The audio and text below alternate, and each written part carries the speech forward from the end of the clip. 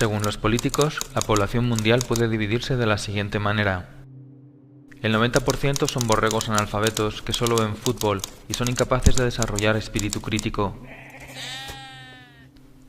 Un 9% son personas con educación y cultura, realizan profesiones útiles, están preocupados por el medio ambiente pero tienen bajos salarios y no tienen poder ni influencia.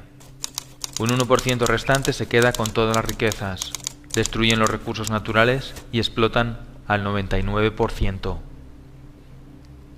Esta película pretende ser lo más objetiva posible, evitando cualquier juicio subjetivo u opinión dogmática que tergiverse los hechos. Esto es especialmente aplicable a los banqueros y a los políticos.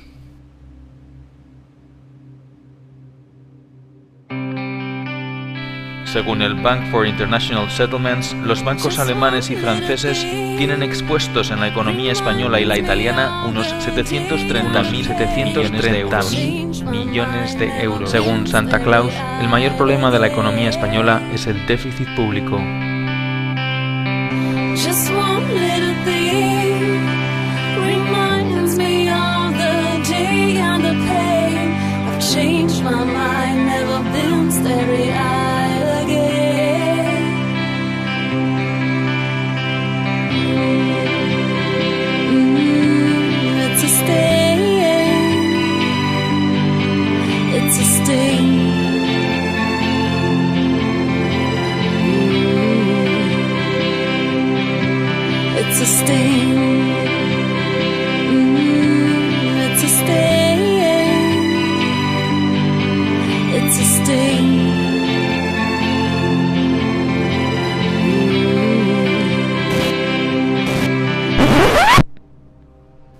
Bretton Woods. El 1 de julio de 1944, Estados Unidos convoca a 44 naciones que se reúnen en Bretton Woods.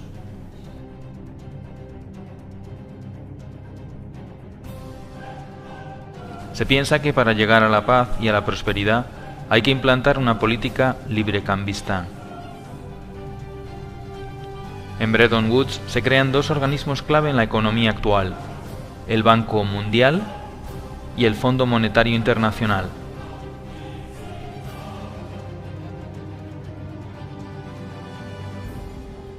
El Fondo Monetario Internacional tenía como misión conceder préstamos a países con problemas en la balanza de pagos. El Banco Mundial ofrecería préstamos para economías que hayan estado en guerra y que necesiten ayuda. Se estableció el valor de las monedas con respecto al dólar y no al oro. Tanto Roosevelt como Truman apoyaron sin fisuras el acuerdo buscando la paz y la prosperidad gravemente dañadas después de las dos guerras mundiales y la Gran Depresión. Rusia se opuso al tratado, al igual que la Asociación Norteamericana de Banqueros, los economistas Taylor Petty y John Francis Neyland y el banquero Latimer Gray. Todos ellos vaticinaron que si el Fondo Monetario Internacional se establecía en países con problemas económicos, éste terminaría teniendo un poder absoluto sobre las soberanías nacionales.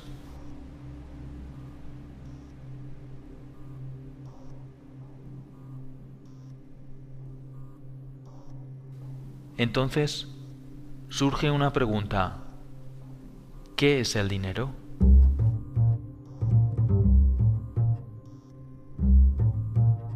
La mayoría de la población no sabe lo que es el dinero ni cómo funciona. De esa forma pueden ser engañados, manipulados y controlados fácilmente por los bancos y por los gobiernos. Antiguamente, el dinero era algo físico. Se utilizaba como forma de intercambio. Cualquier cosa podía ser dinero: una pluma, sal, conchas marinas, semillas de cacao, arroz, ámbar, especias, cobre o también los metales preciosos.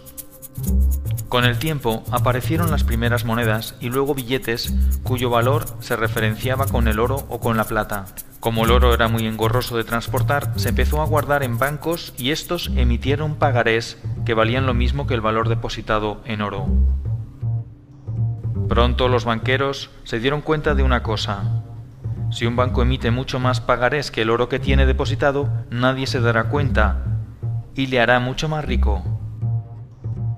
Este sistema se conoce como sistema de reserva fraccional. El banco solo tiene que tener una parte del dinero. Como hemos visto en Bretton Woods, hubo un cambio importante en el concepto de dinero. El valor del dinero ya no dependía de los depósitos de oro. Se podía crear dinero de la nada. Solamente el 5% del dinero del mundo existe en forma tangible como billetes y monedas. El resto del dinero son solo unos y ceros en un ordenador.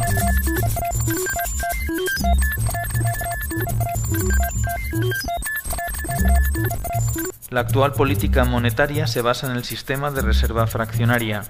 Este sistema consiste en que un banco tiene derecho a prestar el dinero de sus clientes al mismo tiempo que tiene la obligación de devolvérselo cuando lo reclamen. El dinero es creado todos los días por los bancos privados en una red compleja denominada de intermediación bancaria.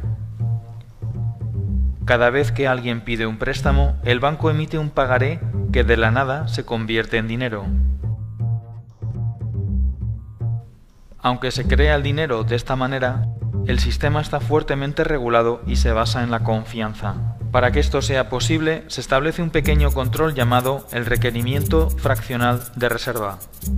El requerimiento fraccional de reserva es el límite que impone un gobierno para la creación de dinero mediante el coeficiente de caja. El coeficiente de caja indica el porcentaje de dinero que un banco debe mantener en reservas líquidas y se calcula mediante la siguiente fórmula. Según el reglamento 1745/2003 del Banco Central Europeo, el coeficiente de caja está en un 2%. Sin embargo, según el artículo 4, los depósitos a plazo a más de 2 años se les aplica un coeficiente de un 0%. Esto quiere decir que se puede crear dinero de la nada ilimitadamente sin generar depósitos de reserva. El único límite en el mercado interbancario será el definido por el efecto multiplicador del dinero, pero en la práctica no hay límite.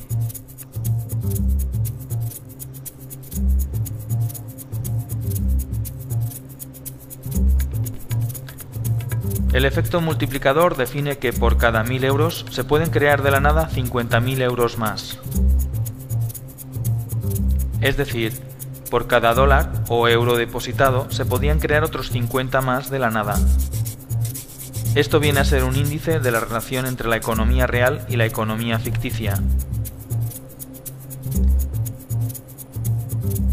En la práctica, el dinero lo crean los bancos privados cada vez que alguien solicita un préstamo. Es el prestatario el que aporta algo real, como por ejemplo su casa. Cuando un banco no puede pagar, se le rescata con el dinero de los ciudadanos. Cuando un ciudadano no puede pagar, se le echa a la calle con un desahucio legal y el banco se queda con la casa. Cuando los bancos no tienen dinero porque han agotado al límite su efecto multiplicador o bien porque su nivel de impago es muy superior, acuden a financiarse al Banco Central Europeo. El Banco Central Europeo es quien realmente hace la verdadera magia. Puede crear dinero de la nada y ponerlo a muy bajo interés y dárselo a los bancos. Ese dinero luego lo utilizan los bancos para especular, comprar bonos que el propio Estado tiene que devolver con mayor interés y prestarlo a intereses mucho mayores del 1%, generándoles unas plusvalías inmediatas por no hacer nada. De esta forma surge una pregunta ineludible. Si el dinero se crea de la nada solo en base a la deuda, ¿por qué los gobiernos no crean dinero y lo prestan directamente a las pymes y a las familias y así activar la economía? Sin embargo, estas operaciones solo benefician a los bancos y no a los ciudadanos. Surge así una nueva pregunta. ¿Por qué los políticos permiten que esto suceda?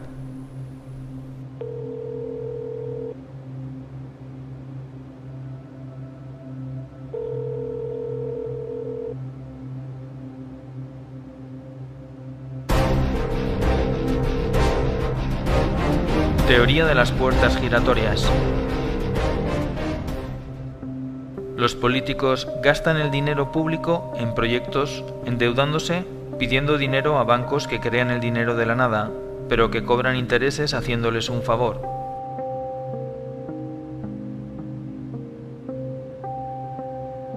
Este dinero generado de los impuestos de los ciudadanos y aumentado por nuevos préstamos va a parar a empresas amigas que diseñan presupuestos sobrevalorados mediante ingeniería financiera de forma legal. Una obra que cuesta 120 millones ahora cuesta 160 millones por arte de magia. Los proyectos suelen ser obras públicas de gran calado y se vende la idea de que este tipo de proyectos mejoran la economía del país y son buenos para la gente. Cuando esta operación se hace bien no pasa nada, pero cuando se hace mal se descubren tramas de corrupción y pueden ser juzgados por la ley. Para que el sistema funcione y queden impunes, hay que manipular las leyes o bien comprar también a los jueces. Una vez que el político se queda con la diferencia, el dinero se guarda en paraísos fiscales lejos de cualquier control.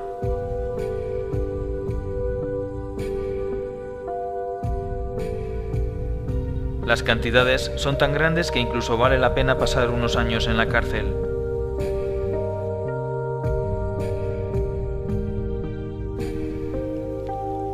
Para devolver el favor que los bancos hacen a los políticos, estos legislan haciendo que la banca siempre gane y organizando más tarde sustanciosos rescates con el beneplácito de las instituciones internacionales que están metidas en el ajo.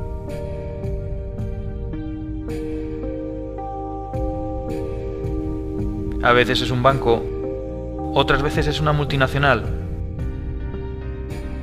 otras una gran constructora. Con estas operaciones se genera un déficit público insostenible, que no es otra cosa que una deuda contraída de la nada a través de un banco. Todo se hace muy complicado para que nadie lo pueda entender. Obviamente, no hay dinero para pagar porque se han contraído deudas inabarcables. Se vende la idea de que hemos vivido por encima de nuestras posibilidades. Como solución, se acude entonces a un rescate. El Fondo Monetario Internacional rescata al país priorizando el pago de la deuda e incluso cambiando la Constitución. Pero para aprobar el nuevo préstamo, que también se crea de la nada, se exige al país que aplique unas medidas que garanticen el pago de la deuda. Las medidas van destinadas a esclavizar a la clase media mediante la bajada de salarios y el cese de los derechos adquiridos. Se privatizan los activos del gobierno y estos pasan a manos privadas, a precio de chollo. Una vez que los políticos acaban su mandato, se incorporan como consultores a alguna de las empresas o bancos a los que han hecho un favor. Muchos de los altos directivos de empresas como Goldman Sachs, Lehman Brothers, JP Morgan, Morgan Stanley y los grupos energéticos terminan trabajando en los diferentes gobiernos y viceversa, confirmando una vez más la teoría de las puertas giratorias.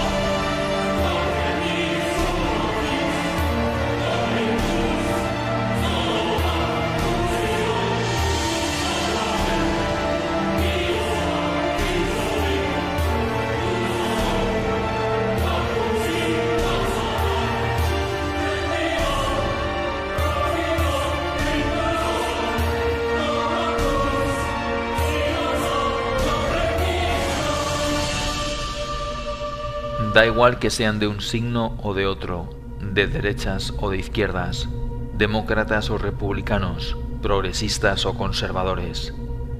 La realidad económica nos señala que los políticos, en lugar de prestar sus servicios a la ciudadanía al 99%, la prestan al 1%. No es malo que la empresa privada y lo público estén conectados, pero es malo que los políticos trabajen solo para ese 1% y engañen al 99%, mientras ese 1% abarca la mayor y más contundente fortuna jamás amasada en la historia de la humanidad y la deposita, tarde o temprano, en los paraísos fiscales.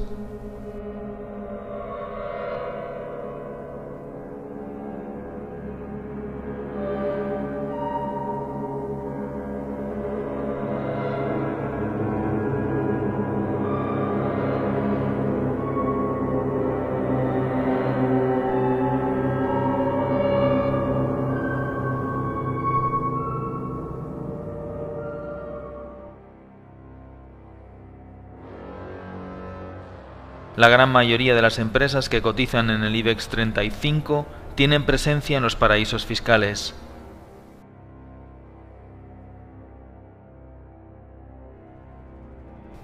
Los países pobres pierden anualmente unos 160.000 millones de dólares por no recaudar impuestos a las multinacionales que operan en sus respectivos países. Según Eurostat, las inversiones financieras destinadas a los paraísos fiscales provenientes de la Unión Europea en el año 2011 ascendieron a 58.900 millones de euros. Según The Global Financial Integrity, en el año 2009, los flujos de capital que acabaron en paraísos fiscales fueron un total de 903.000 millones de dólares. Si todo el dinero destinado a los paraísos fiscales pagara impuestos, se podrían lograr los objetivos del milenio.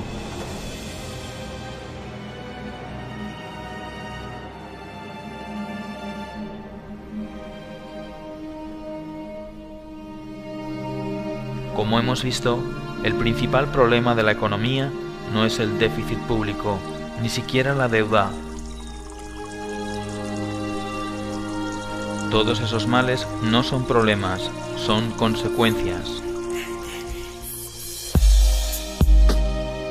El sistema financiero y las corporaciones multinacionales, al no encontrar un límite a su actividad, han corrompido el sistema político sometiéndolo a sus intereses, dando la espalda a las personas, creando un mundo cada vez más absurdo y esclavizante. Los políticos trabajan para los lobbies financieros, dejando al ciudadano cada vez más indefenso y pobre.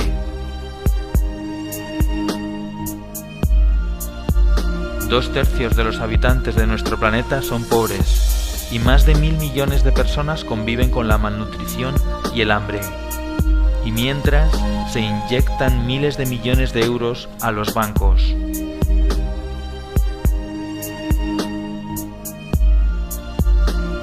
¿Cómo es posible? El 99% de la población está cada vez menos protegida y es más vulnerable a ser explotada y padecer una miseria económica perpetua.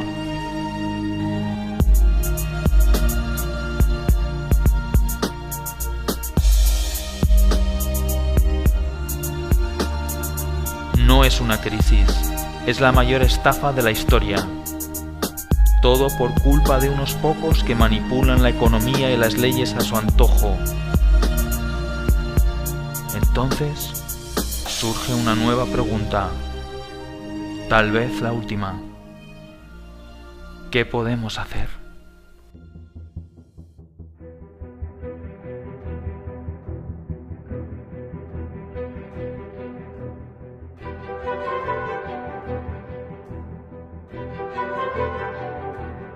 Creación de una tasa sobre operaciones financieras del 0,1%. Establecer un sistema de deuda odiosa para los casos de corrupción con un tribunal independiente que lleve a cabo auditorías sobre la deuda y sus acreedores. Acabar con el secreto bancario. Limitar la actividad de los paraísos fiscales mediante impuestos al capital circulante del 30%. Presionar a los partidos políticos para que reorienten sus políticas a favor del bienestar de los ciudadanos. Apoyar asociaciones que persigan una justicia más independiente del poder político y económico. Utilizar la banca ética. Presionar y participar en las organizaciones sindicales para contrarrestar el poder de las multinacionales y de las reformas laborales. Participar y apoyar organizaciones que fomenten la solidaridad y el comercio justo. Pon en marcha una iniciativa legislativa popular. Entérate de cuáles son las condiciones concretas en tu país. Participar y apoyar organizaciones que protejan el medio ambiente y propongan un modelo de crecimiento sostenible. No votes a los partidos mayoritarios. Lee libros e infórmate sobre la realidad. No te creas lo que te dicen los medios de comunicación, la mayoría están comprados. Piensa que la pasividad y el escepticismo son cómplices de la corrupción. Afíliate a un partido con el que estés en desacuerdo y trata de cambiarlo desde dentro. No utilices la violencia, utiliza la cabeza. Somos el 99%. Tenemos mecanismos para contrarrestar el poder. Somos más fuertes. Somos más. Es hora de entrar en acción.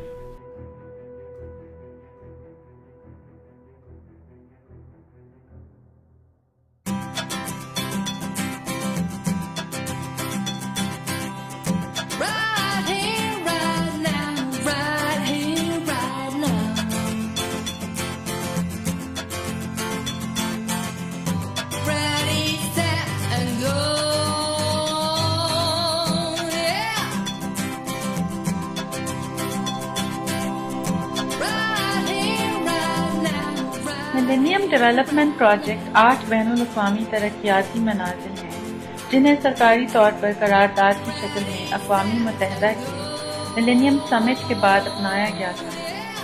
ये millennium summit अक़वामी मुत्तहिदा की millennium declaration के बाद करार पाया था। अक़वामी मुत्तहिदा के 193 रुकन ममालिक और तकरीबन 23 बैनुल-अक़वामी इदारों ने मुतफ़क्का तौर पर इस करारदाद पर हामी भरी थी और इस बात पर मुत्तफ़िक हुए थे कि इन मनाज़िल को सन 2012 तक कामयाबी की राह पर लाया जाएगा। ये मनाज़िल ये हैं: 1. भूख और गुर्बत को जड़ से उखाड़ना। 2. तालीम का बुनियादी हक दिलवाना। 3.